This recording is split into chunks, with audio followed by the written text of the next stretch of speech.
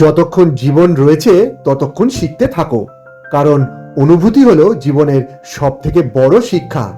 আর এই অনুভূতি থেকে যদি তোমার কিছু পাওয়ার উপযুক্ত হয়, তাহলে জগতের কোনো শক্তি তোমাকে বঞ্চিত করতে পারবে না। কথা বা উক্তির সামঞ্জস্য খুঁজে পেলে বুঝতে পেরেছেন আমি কোন মহাপুরুষের কথা বলছি। 1897 সালের জানুয়ারিতে স্বামী বিবেকানন্দ দ্বারা প্রতিষ্ঠিত দুটি মঠ, যার একটি প্রতিষ্ঠিত হিমালয়ের মায়াবতীর আলমোড়াতে অদ্বৈত আশ্রম নামে, আর অন্যটি হাওড়া জেলার বেলুর শহরে, যার নাম বেলুর মঠ।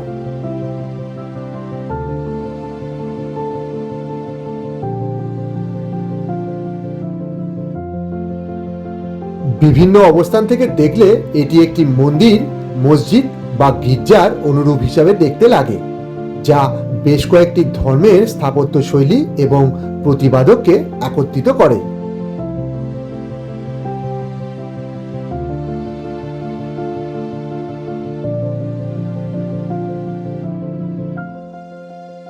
গঙ্গার পরিবেশটা এখানে খুবই সুন্দর, তাই একটু গঙ্গার দিকটা যাওয়া যাক। হ্যাঁ,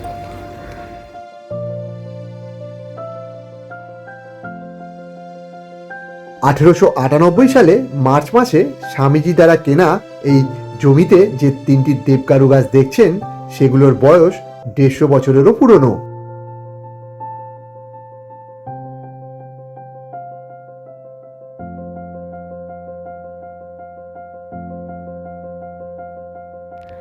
গঙ্গার তীরবর্তী এই জায়গাটিতে, মানে এই ক্যাম্পাসটির একদম ডান দিকে এই যে জায়গাটা দেখছেন, এখানে রামকৃষ্ণদেবের 7 জন সন্ন্যাসী আগুনে আত্ম-আহুতি দিয়েছিল। জানি না কেন, কোনো জায়গায় লেখাও নেই, বাট এইটুকু বলা আছে যে এই জায়গাতেই, মানে পার্টিকুলার এই জায়গাতেই, এই গাছটার সামনে বা কোনো জায়গায় হবে যে রামকৃষ্ণদেবের 7 জন সন্ন্যাসী আগুনে নিজেদেরকে বলিদান দিয়েছিল। 1902 সালের 4 জুলাই মাত্র 39 বছরে মৃত্যুবরণ করেন এই মহামানব।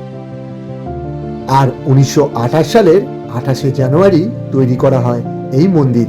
হ্যাঁ, এখন যে মন্দির বা স্থানটি দেখছেন, ঠিক এই জায়গাতেই মৃত্যুর পর দাহ করা হয়েছিল স্বামীজিকে।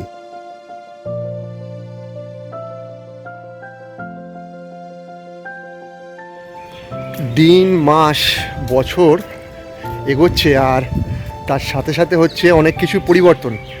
একটা সময় মানে বেলুর মঠে এলে আপনি এই কুপন নেওয়ার জন্য আপনি যেটাই আপনার সামর্থ্য অনুযায়ী যেটা ইচ্ছা মূল্য দিতে পারতেন। 10 টাকা, 20 টাকা, 30 টাকা, যে যেমন। তা আজকে যেমন 50 টাকা দিই, ওরা ডিমান্ড করলো যে আরও 40 টাকা বেশি দিন, 80 টাকা, মানে দুজনের জন্য আপনাকে ন্যূনতম এরা ধার্য করেছে 40 টাকা করে এক একটা কুপন। এটা হলো প্রসাদ কক্ষর গেট। যে কুপনগুলো কিছুক্ষণ আগে কাটা হয়েছে, সেটা এইখান দিয়ে ঢুকতে হবে।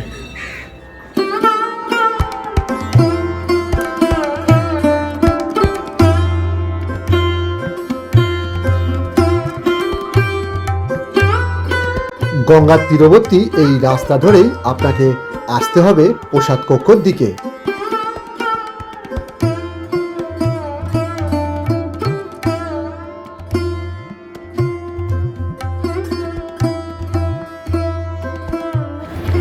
চল চল চল মেরে হাতি।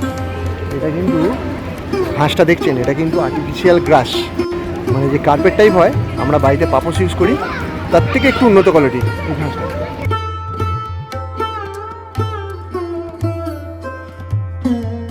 যেন মনে হচ্ছে কোনো পান্থশালা বা রাজার দরবারে ঢুকেছি। চারিদিকে রাখা রয়েছে বাসন, মানে একটা গ্লাস এবং থালা, আর এখানে অপেক্ষা করছে প্রসাদ কক্ষে এক একটা মানুষের। আর অতঃপর সামান্য অপেক্ষার পর এলো ভোগ প্রসাদ।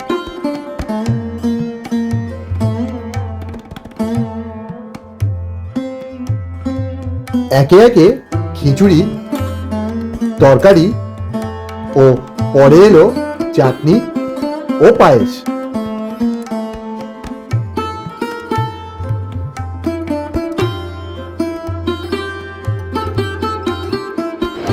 খাওয়া শেষ, ধীরে ধীরে যাওয়া হচ্ছে হাত ধোয়ার জায়গার দিকে।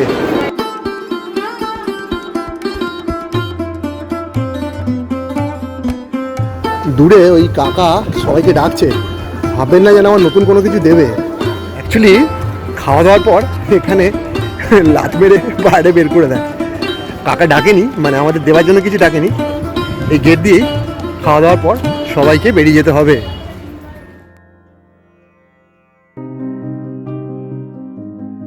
তারপর আর কি, একটি টোটো চেপে ফিরে এলাম বেলুড় স্টেশনের দিকে। আর ফেরার সময় মনে পড়ল স্বামীজির একটি কথা, তুমি যদি সঠিক হও তাহলে তা প্রমাণ করার চেষ্টা করো না, অপেক্ষা করো, সময় সবকিছুর জবাব দিয়ে যাবে। কারণ প্রতিশোধের আনন্দ ক্ষণিকের হলেও ক্ষমার আনন্দ চিরস্থায়ী। ভিডিওটি দেখার জন্য সকলকে অনেক অনেক ধন্যবাদ। সকলে ভালো থাকবেন। টাটা।